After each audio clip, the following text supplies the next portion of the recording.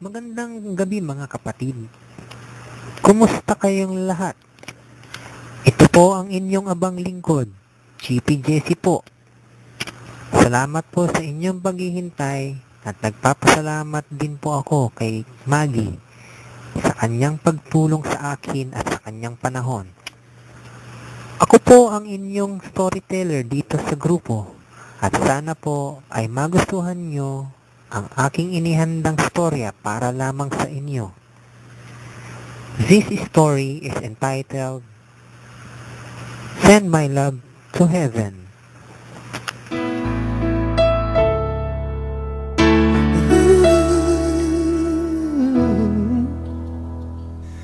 I loved you for so long, and the promises you made keep me hanging on. But now I gotta know, is this love enough, or should we let it go? Will I ever get to heaven with you? Will I ever breathe the air that you do? What can I say about a girl I loved since I was 10? That I love the way she laughs at me when I commit mistakes. The way she fuses over silly things. And even the way she cries over some sad, silly late night show. She was my best friend, and I have known her since we were small.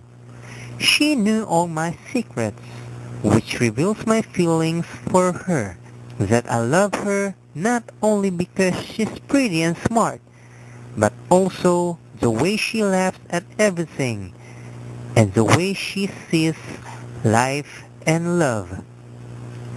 I could still remember the first time we met. I was 5 years old then. It was one windy afternoon, having no one to play with, except for my best friend, Troy. He and his family just moved out to a neighboring state at transfer, because his father got promoted. And so, I climbed up our tree house. I saw a moving truck coming down the street. I watched it approaching, and I noticed a family station wagon following it. It stopped in the front of the house, and out came a family. I was about to glance away when came out the loveliest girl I ever seen. She was 4 years old that time, but then, even at an early age, she was a beauty. She had long curly hair which reached almost to her waist. She had fair complexion and eyes which could make a man lose his heart into them. I continued to watch her, when suddenly she looked up and saw me watching them in the treehouse window. I was about to duck when she smiled and waved her hand. I waved back and then watched in amazement as I saw her running towards the treehouse. So I went to the edge of the ladder and said, "Would you like to come up?" She answered, "May I?"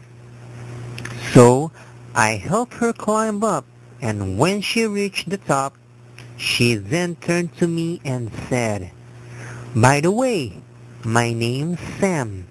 What's yours?" I answered, "My name is Christopher, but then you can call me Chris." She smiled and said, "Well, I like your name. Hey, you treehouse mate." Then I replied, "Thanks, Troy and I made this. This used to be our hideout. We used to goof around, play ball, and go biking together. He was my best friend, and I kind of miss him now, you know. She smiled and said, "I'm here now. We could do things you do with Troy, and I could be your new best friend too. I never had a boy for a friend before, so it could be exciting to have one. I could learn how to play ball, and I have my bicycle so we could go biking together. Now, how does that sound to you?" I smiled and said, "Well, that sounds good enough." Then she held her hand and said, "It's a deal then." So that's how it started. So we became best friends. And it was kind of strange at first, for she was a girl and there are things which I was a little bit hesitant to indulge her, like catching frogs, swimming in the lake, and climbing trees. But then she tried and did everything just to please me. There was even a time when she fell off the bike trying to catch up with me in the race we had, and I was the one who bandaged her scrapped knee. I could still remember the time when she hit the window of our neighbor when we were playing baseball, and it was I who talked to Mr. Chambers and promised to pay for the damage, which meant having to lose a week's allowance. I remember the time when I fell off the tree when I tried to rescue a little kitten, because Sam was near to tears when she saw the helpless kitten trapped in the branch. I even fought with a tough guy when they teased Sam and made her cry, and I ended up having a black eye and bruised cheek. I remember Sam crying as she placed an ice bag over the damaged eye and later gave it a get well kiss. I did everything to please her and gave everything her little heart desired. The lake was our favorite hangout. We had our Saturday swim routine. We would pack food and later eat them under the big oak tree. There was a special brunch in which the two of us could sit together and tell each other's dream. She dreams of being a ballerina, and she knows my dream of becoming a doctor. She never laughs at my dreams and pursues even if they were quite impossible. It made me like her even more. As years went by, I noticed that my feelings towards her were slowly changing. Somehow, I thought it was just a simple crush case.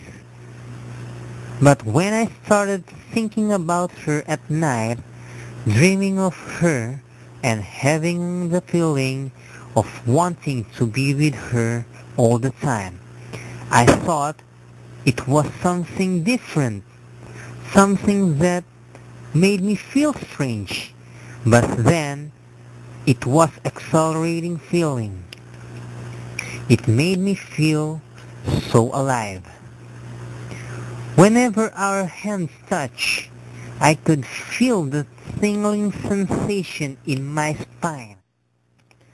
Once when we were at the lake, having our Saturday swim routine, and as I carried her towards the water edge, I had the feeling of not wanting to let go. I just wanted that moment to continue, hoping it would never end. I then realized I was slowly falling in love with my best friend.